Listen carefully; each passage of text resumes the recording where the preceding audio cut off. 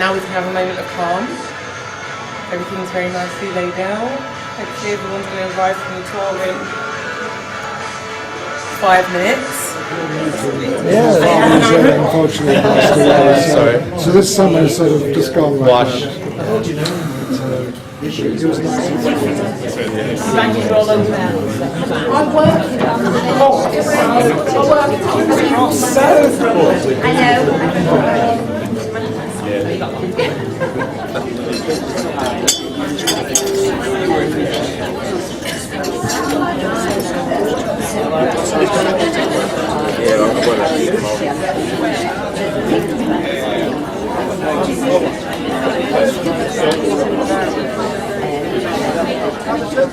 The Lord of Whitley and Hercombe.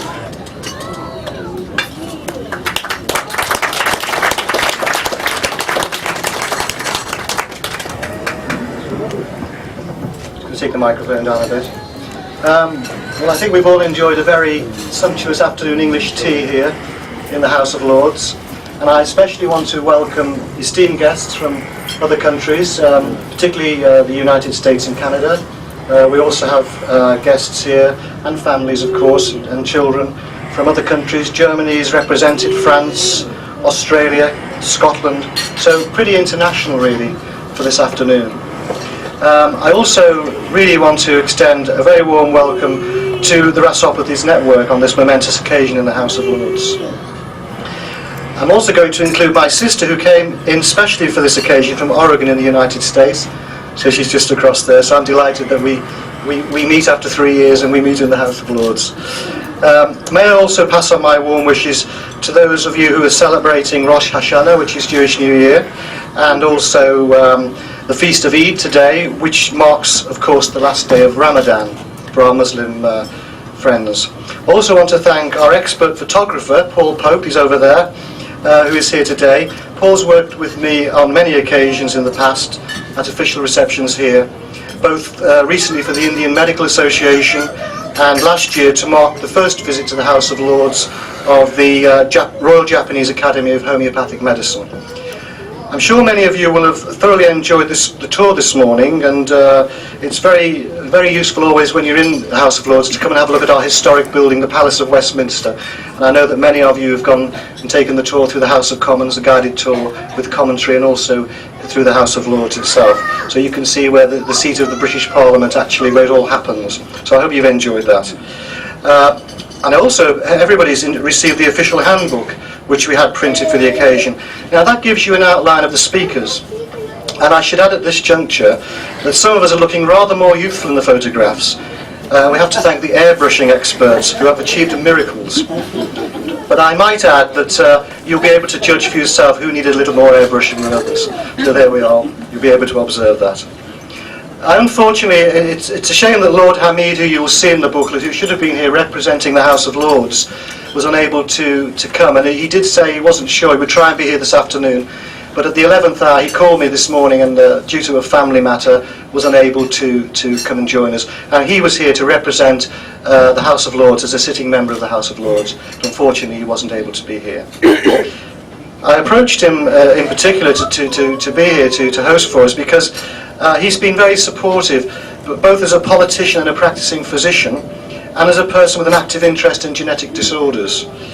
He is in fact the president of the Little Foundation here in the UK, which supports young children suffering from infantile paralysis. So he's very interested in genetic disorders as well. Obviously he would have been here if he could have done. We presently have something like 8,000 rare diseases, 70% of which are genetically based, affecting 3 to 5% of the population. And the difficulties presented by these disorders greatly affects many families, particularly from the point of view of assessing adequate and social care. It's often said that necessity is the mother of invention, and as such we have to pay tribute to those people, mainly members of the families and relatives, who have been able to get together and rally around and form what we know as the patient support group. So we have to congratulate those people because they're working tirelessly for both their families and other people. It's very hard work. We have the internet today, of course, and those groups I mentioned have been able to take the message globally about these rare diseases. Because they're so few in number, they haven't received, as many of you are well aware, the attention they should have done, either from social care, health needs or politicians. And right now, of course, more importantly, the question mark over funding with the present global recession. So we have to call them movers and shakers, and we have to talk about people power, because they are the people that are taking this forward. Despite all of this, we're still facing immense problems. We've now achieved the mapping of the human genome in 2003. This is only the beginning of an exciting journey in modern medical science. Many more difficulties lay ahead, certainly in terms, as I mentioned, of social care, particularly for children with genetic diseases who are now surviving longer and becoming young adults. And there is a huge problem, because I understand from the clinicians that the facilities to care for people who become young adults with genetic disorders are just really very sparse and not in place. We do have, fortunately, in Parliament here, the first all-party committee for genetic disorders, and so I know that they're looking at these issues, which is a good thing, because we do need facilities when people get older, as they're surviving better with medical care, to be able to take them forward into adulthood. To finish, I just want to finish on an optimistic note and thank especially the Genetic Alliance, who through their generosity have made this reception possible today. And very many thanks to Assistant Director Melissa Hillier, and also to Crystal, she's over there somewhere. Crystal, for the many texts and emails and telephone calls while I was in the bath, which we sorted out, but she's really put it together.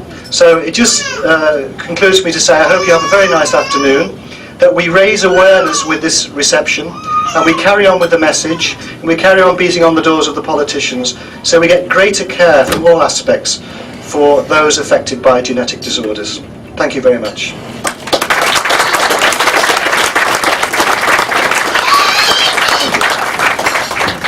Dr. Bronwyn Kerr. Dr. Kerr is a consultant geneticist from Manchester with a long history in Costello syndrome disorders of the RAS MAPK, I should call it, MAPK pathway, right, okay. She is a member of the Medical Advisory Board of the International and North American and French Costello support groups. Dr. Kerr.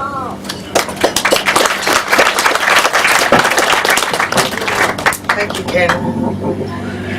Ladies and gentlemen, children, young people, I'm honoured to be here today representing my colleagues on the Medical Advisory Board of the various Costello syndrome support groups.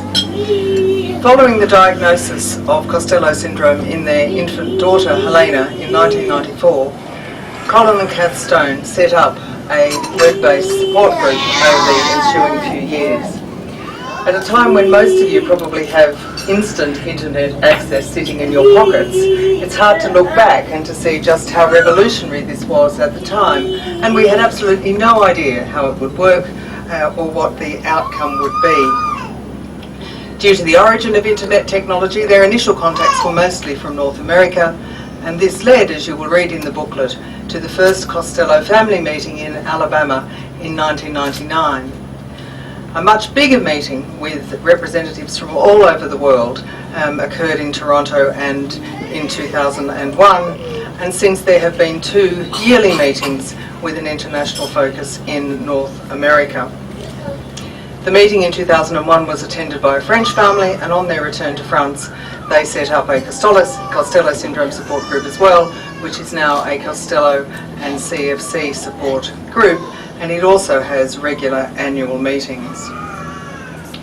There have been many positive outcomes of this initial vision of Colin and Kath's, but there are 2 that I think are particularly pertinent and worthy of mention. Firstly, the passion, the commitment, the persuasive powers and the sheer enthusiasm of the Costello families have fostered a very strong and productive professional parent child, young person partnership. As clinicians, we have tried to be advocates, we have been researchers, but mainly what we have done is sat and listened and learned about Costello syndrome. We've tried to have the imagination to try and realise what it must be like, for a family, for a young person, for an adult to live with this disorder. But what we've mainly been able to do is to collect the information and translate it, we hope, into a format that is useful to health professionals coming across this for the first time, and also to families with the newly diagnosed child. I know that this strong patient-professional partnership has existed for the other disorders of the RAS-MAP kinase pathway for many, many years. We've not only in Costello syndrome gathered a huge amount of information, we've learnt about what happens over time. When we first made the diagnosis of Costello syndrome in Helena, I summarised the literature, a lot of which came from Giuseppe Zampino, who's I'm glad to see sitting here today, but the literature amounted to an A4 page. Now we write chapters in books about how to manage Costello syndrome. This advance in knowledge and these relationships have also existed for Noonan syndrome, they've existed for CFC syndrome, and if we are going to progress in the future, and if we are going to really understand in the medium and longer term what it means to have these disorders, then we need to increase the strength of these partnerships and find ways of maintaining them well into the future. The second aspect that's worthy of mention is the international focus. Today we have families here from the United States, from Canada, from France, Italy, Germany, Holland, and amazingly 3 from Australia. Since we've known that Noonan syndrome, NF1, CFC and Costello are all part of disorders of the RAS-MAP kinase pathway, we have learnt a huge amount. But in some senses, we've learnt even more what we don't know and what we might find out, and the possibilities feel endless. If we want to maximise the quality of life and health of people with these disorders, then it is essential that we find ways of strengthening our international research collaborations. We need to be able to share research advances, to not be duplicating efforts, and to share the information that we gain from families with one another across national boundaries. Representing this international focus to our work, we are honoured today by the presence of 2 very distinguished clinicians and researchers. As you will see from the book, Professor Martin Zenker from Magdeburg in Germany and Professor Bruce Gelb from New York have made huge contributions to the study of Noonan syndrome, and their ongoing research is going to be of considerable benefit to all people who have a condition affected by changes in one of the genes of the pathway. I'm delighted to be able to introduce Martin, who's going to talk to us about the importance of this pathway in human health. It's now my pleasure to introduce Dr. Bruce Gelb, or Professor Bruce Gelb. Dr. Gelb is the Arthur J. and Nellie Z. Cohen Professor of Pediatrics and Professor of Human Genetics at the Mount Sinai School of Medicine. He's established an international reputation as a physician, scientist in the field of cardiac genetics. Dr. Gelb's research group was focused on discovering genes that cause the congenital heart defects. Their work has resulted in the discovery of 7 genes for Noonan syndrome and the first gene for one of the 3 most common forms of congenital heart disease. Dr. Gelb's accomplishments were recognised at Mount Sinai in 2001 when he was named to the Cohen Chair. He received the most prestigious honour from the Society of Pediatric Research, the E. Mead Johnson Award in 2004, and the Norman J. Siegel New Member Outstanding Science Award from the American Pediatric Society in 2008. Professor Gelb.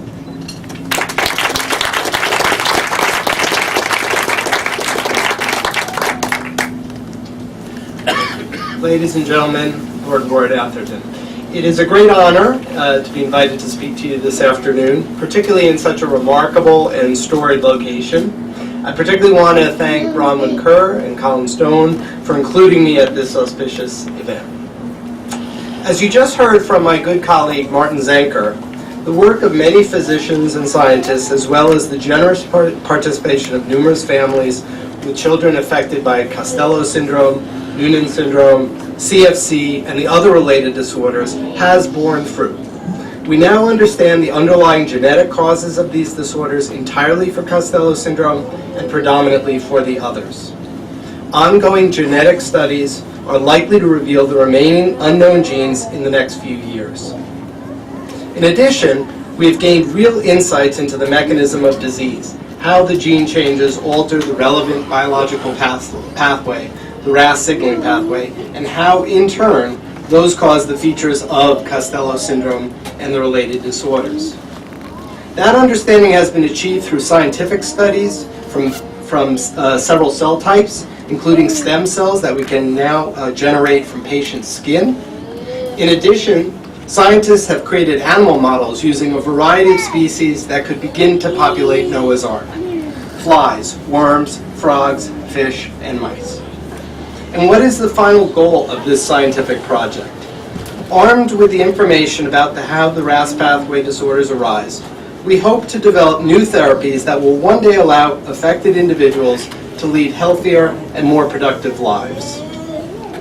While I cannot yet report the discovery of the miraculous medicine that will achieve our lofty goal, I want to share with you an involving story regarding one aspect of the RAS pathway disorders that greatly concerns most families with affected children: neurocognitive impairment. While developmental delays vary among the RAS pathway disorders, being generally most severe in CFC syndrome and mildest in Noonan syndrome, they are common to all of the RASopathies.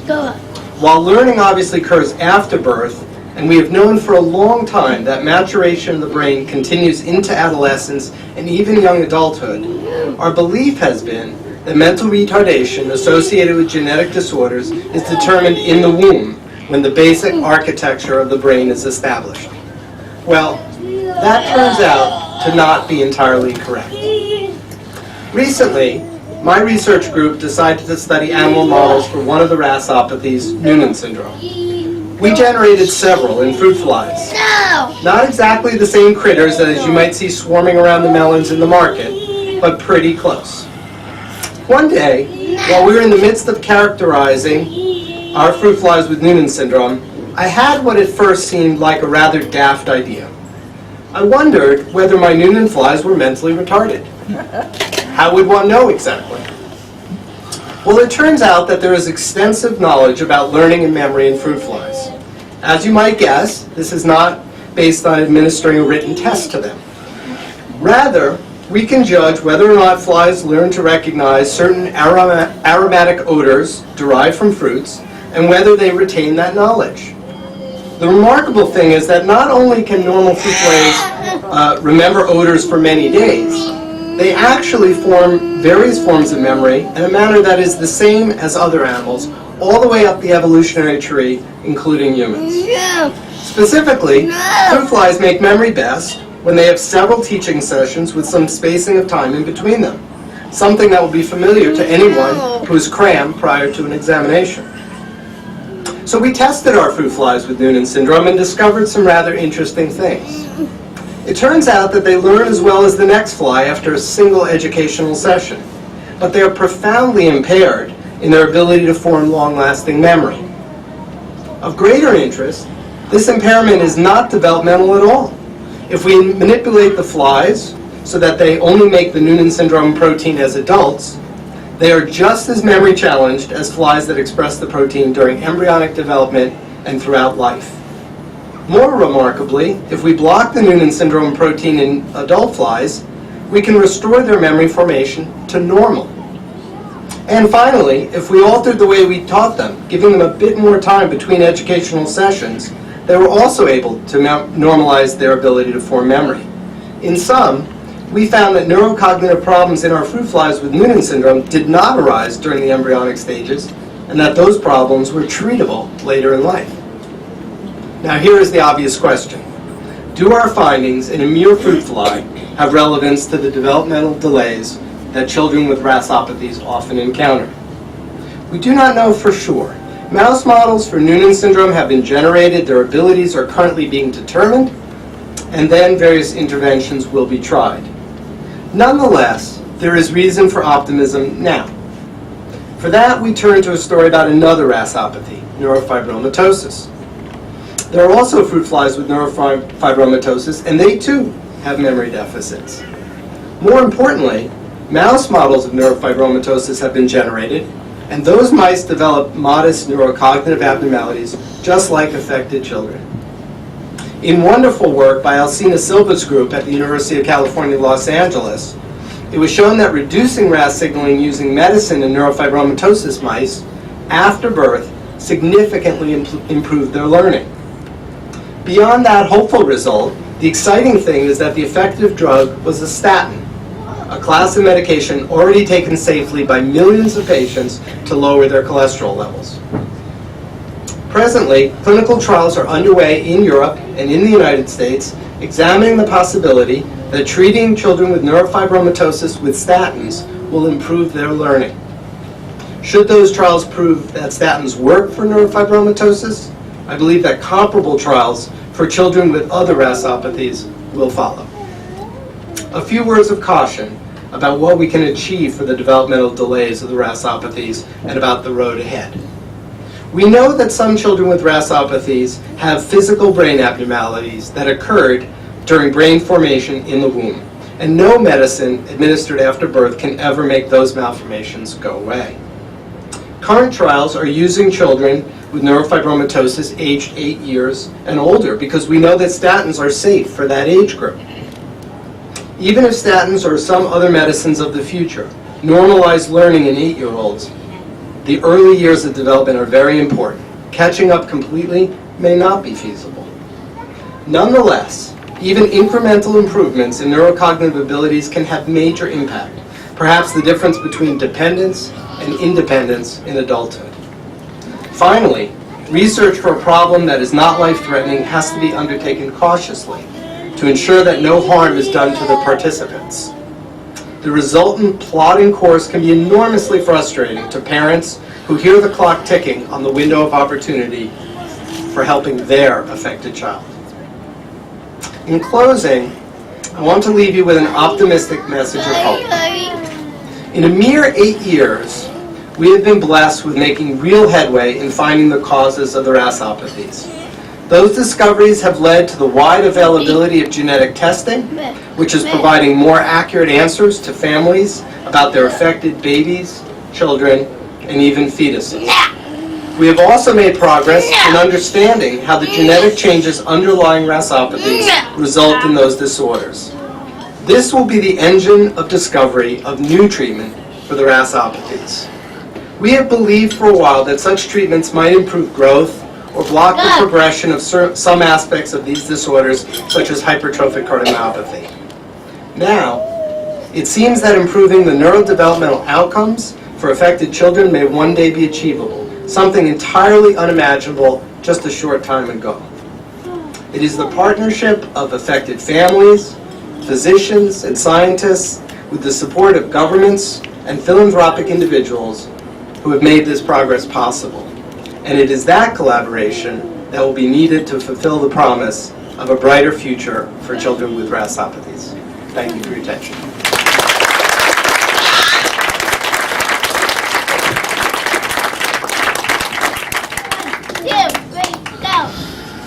Thank you very much, Professor Gell. I think you would agree that what we've just heard from the three speakers, the three clinicians, is absolutely awe-inspiring and holds great hope for the future. So I congratulate you all on what you've achieved so far, and I'm sure much more will be achieved. I'd now like to introduce the next speaker, Dr. Edmund Jessup. Dr. Jessup works at the National Specialised Commissioning Advisory Group within the Department of Health, so he has a very important role where the funding some of the funding comes from. He has a long-standing interest in rare disorders and has been a champion in encouraging the development of specialised services, which we so need, of course, for these children, for all of these conditions. Dr. Jessup.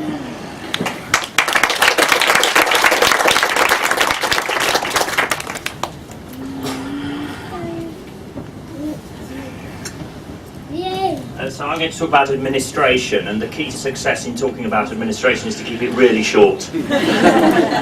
So I work, as you've heard, for the National Health Service in a part that is specifically established over 25 years ago to ensure that patients with rare disorders or patients who needed very specialised treatments got the best that was available. So really the main message I have for today, beyond thanking you very much for inviting me, is to say that we believe hugely in specialist clinics, we believe hugely in parent and patient groups such as this, and we believe hugely in networks. Specialist clinics we are strongly in favour of, because we believe it's absolutely essential that the people who see you, not just the doctors, but also the nurses, the therapists, and even actually people like the clinic administrators, are thoroughly familiar with the sorts of problems that you or your families suffer. And we were speaking earlier just about a really simple point, that if your child or you are very nervous about being in company, then it's important that the clinic administrator knows that, so that when you arrive at the clinic, the administrator puts you somewhere quiet. Because by the time you've met the doctor, that's a bit late, isn't it? So we're strong believers in the whole team of experts, not just the medical, although we don't underestimate the importance of good doctors. So we believe strongly in specialist clinics, and we've fortunately, I think, been able to establish such clinics for the neurofibromatosis, and our door is always open to proposals for specialist clinics for other diseases. We're also conscious, although we are not a research funding organisation, that specialist clinics provide an enormously powerful base for effective research. We're strongly in favour of parent and patient support groups because they keep us on track. There's an awful lot of stuff to do in the world, but having parents and patients coming to us continually, keeping us focused on what we need to do, is really important. And we particularly value the advice of these sorts of groups when difficult decisions have to be made, because of course we can't do everything, of course we can't afford everything, and therefore having informed advice about what choices to make is very valuable. And finally, we are very strong believers in networks. We've heard about international global networks. I thought I would just mention briefly that the European Union has become very interested in the last few years in rare diseases. So there's a strong push from Brussels to sort out the care and treatment of rare diseases across the European Union. Fine balancing act there between Brussels drowning us all in red tape and Brussels helping patients to travel to where the expertise is available, but it's going on and we are thoroughly engaged in it. So I was, like you, think this is a really exciting time for many rare diseases, both on the research front and in the more mundane world of administration. Thank you.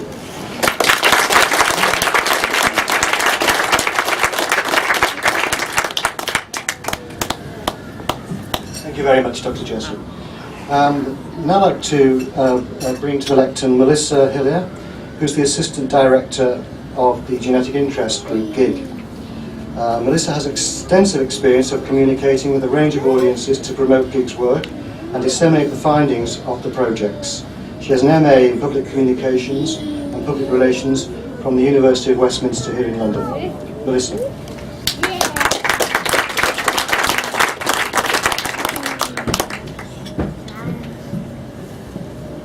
Well, thank you very, very much for letting me take up a very short space of your time this afternoon.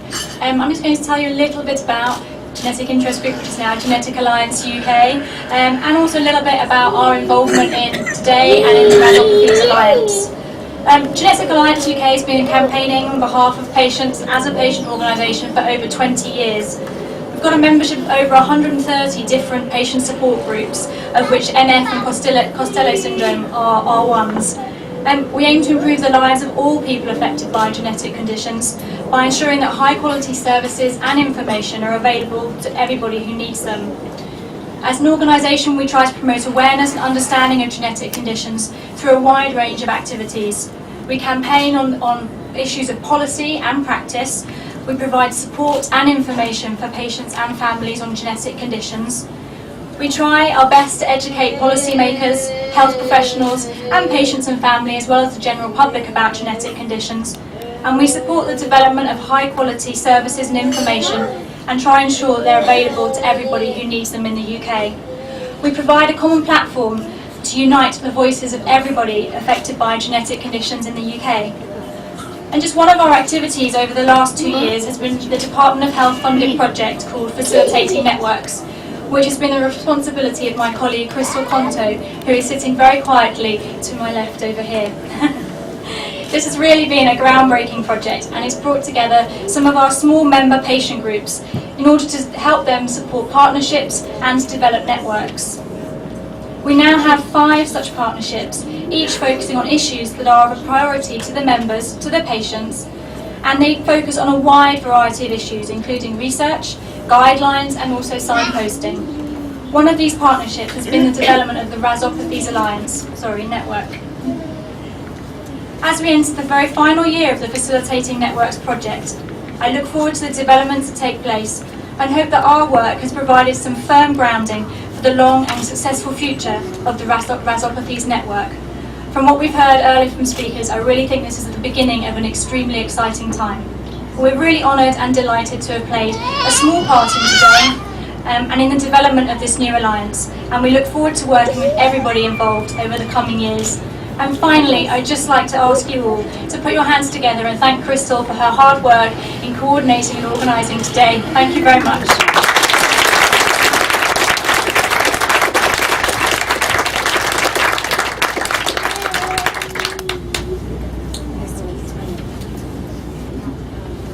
Thanks, Melissa. That's very encouraging. I'd now like to introduce another guest who's travelled in from the United States, from Los Angeles. It's actually one of the parents of a child that tragically died from a disease related to Costello syndrome, cancer in fact. And I think Lisa's mission in life, which is very commendable, is to carry on working to enrich lives of other people and their families where they have children who have these genetic disorders.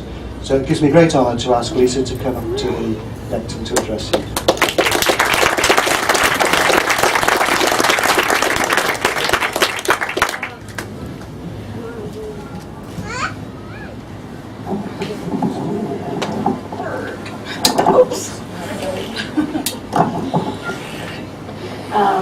I wanted to continue my introduction of myself by saying I'm wife of Lee Johnson and mother of Turner Johnson and mom of Gwen with Costello syndrome, who was born in 1995 and died in 2002 of cancer related to the syndrome. We were benefactors of a strange and compelling treasure, and I think every single one of us in this room who has a child or is a person with the syndrome would say that it was a treasure.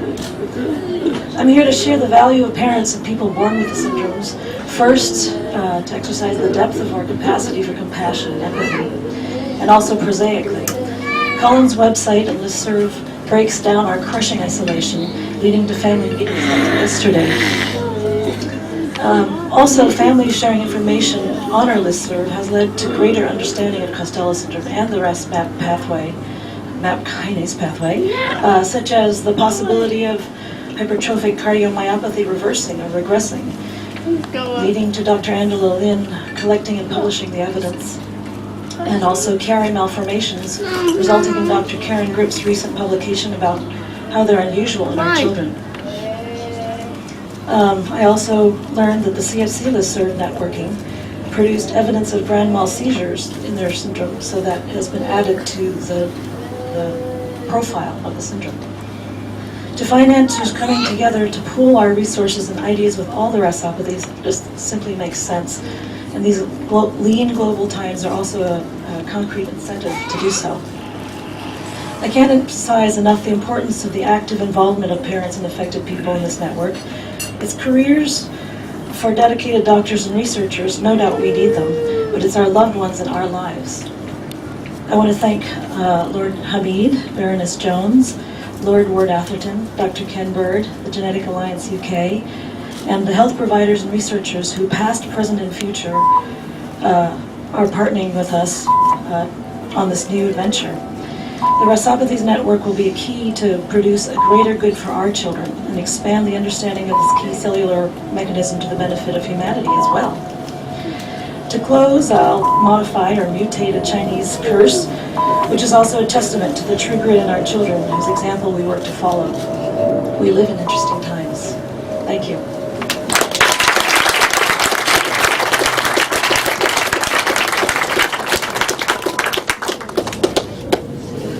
very much, Lisa. That was very nice to hear that. Well, we've got some final speakers now for you. What can I say? I was at an event in the House of Commons about 4 years ago, and a gentleman came up to me and told me about the suffering the child had gone through with this Costello syndrome. And then I got to meet and know on several occasions, and quite in recent years, lots of occasions, Colin and Kath Stone. They are pioneers. They do bang on the door, they do get results, and I know they're going places. So I'm going to call them towards the end of this reception, just to close the event as regards the speakers. They're both wonderful people, as you've heard. So would you like to come across, Kath and Colin, and let's hear your view from a patient's perspective and about the wonderful work that you've done.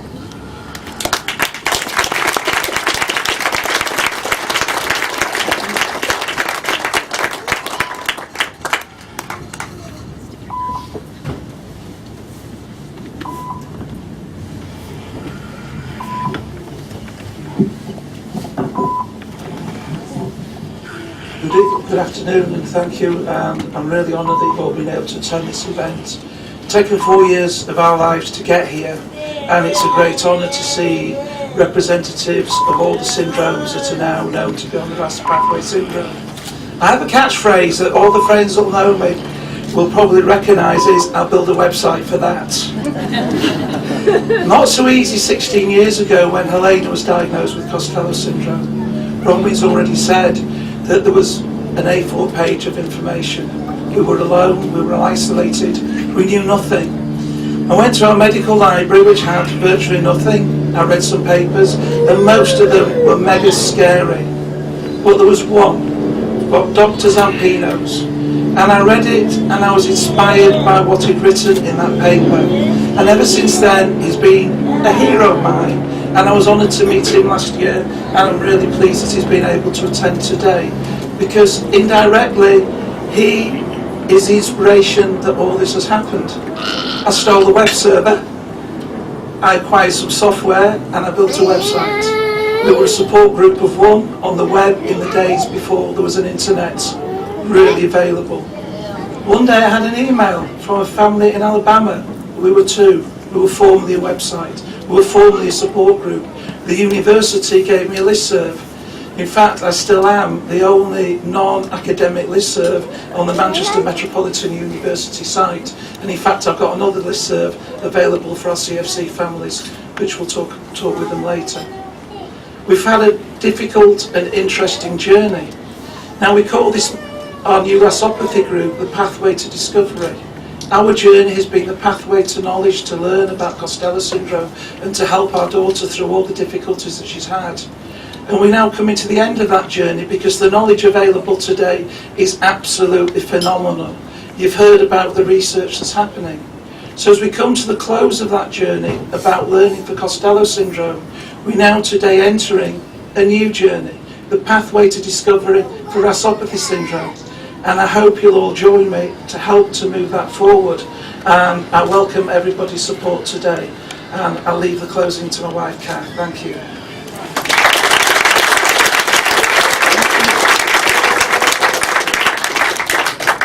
Have you ever experienced that one moment where the whole world just stops? If you have, you know what I'm talking about. The moment where everything in the background kind of blurs away. You feel like your heart has stopped beating, but you know it is because it's beating so loudly, it's drowning out of the rest of the noise in the vicinity. You can feel sweat pricking on your body, but your insides have just turned cold. You have no strength, no will, no desire, no ability to focus, think or comprehend more than just 1 or 2 words. For me, that was cancer brought on by Costello syndrome. This is the name of the great big evil horrible thing that is affecting my beautiful precious baby girl. It seems so hard to comprehend. I feel like I'm in an emotional train wreck. Really, how does a person come to terms with the fact that their child has life-threatening cancer? So rare, no one really knows about it. With those few little words, felt like all my dreams for Helena had been snatched away. All of a sudden, I'm playing another new and different game. The problem is, no one has told me the rules again. But then I look at Helena and she gives me that beautiful little smile of hers. And I know that in my heart I wouldn't change anything. She's here, she's ours, and we will do everything that is human possibly, and then to give her the best possible life we can, the life that she deserves to be living today. Thank you. I've just got...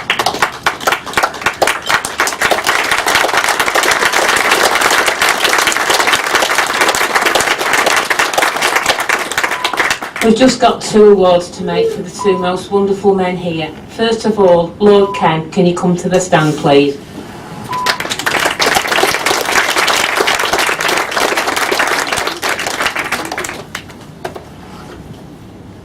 These are for Lord Ken, for all the work that he's done. Just hold that, hold that. This is a plaque for Ken for all he's done. And a gift voucher.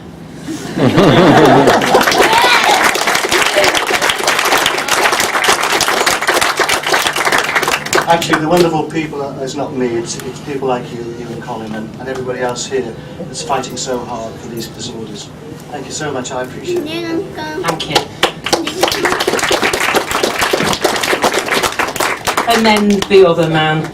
Come on, Mr. Bird, come on up.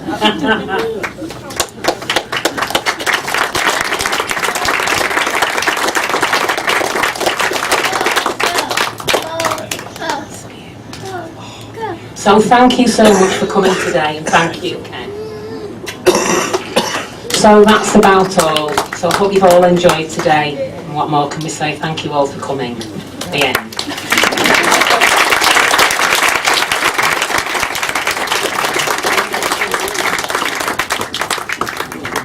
Thank you very much. I should just actually acknowledge Dr. Ken Bird, because he's been sitting here quietly and he's been in the background through the whole of this event for months and months and months, meeting with Colin and Kath at Manchester on several occasions, doing a lot of the background work for me, the 2 of us as a team. This is it's a big event, this, to organise, you know, security with the House of Lords, lists of guests, organising tours, coordinating with colleagues here in Parliament. So thanks, Ken, you've been tremendous, and I do appreciate it, and he well deserves that award. Thanks very much.